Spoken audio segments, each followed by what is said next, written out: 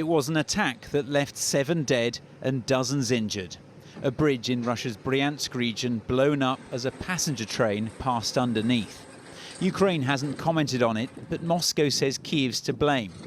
And now, 4 days later, Vladimir Putin's given his first response. The Kyiv leadership has moved on to organising terrorist acts, and at the same time they're asking to suspend hostilities for 30 or even 60 days, asking for a meeting at the highest level. But how can any such meetings be conducted in such circumstances? What should we talk about? How can we negotiate with those who rely on terror? It's exactly what Ukraine said of Russia for the past 3 years, but no mention of that.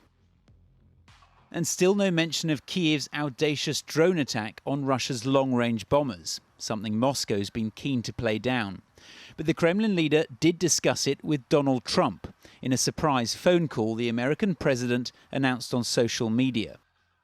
We discussed the attack on Russia's docked airplanes by Ukraine and also various other attacks that have been taking place by both sides. It was a good conversation, but not a conversation that'll lead to immediate peace.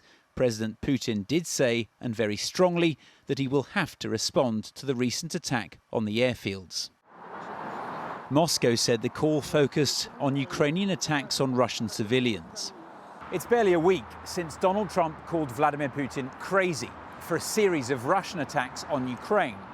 But now the attacks have been coming in the opposite direction. It feels like the Kremlin is trying to turn the tables on Kyiv and cast itself as the victim. The aim, I think, is to make Donald Trump believe that Russia has the right to respond. And as for how Russia might respond, there was this ominous warning.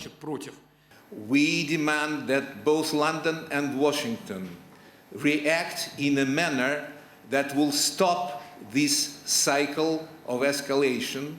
So how will Russia respond? Are all options on the table, or can you rule out a nuclear response?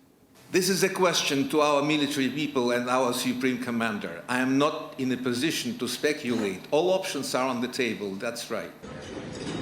There aren't many options on the negotiating table, though. After Monday's peace talks, still no plans for any more, with the two sides seemingly further apart than ever. Ivor Bennett, Sky News, Moscow.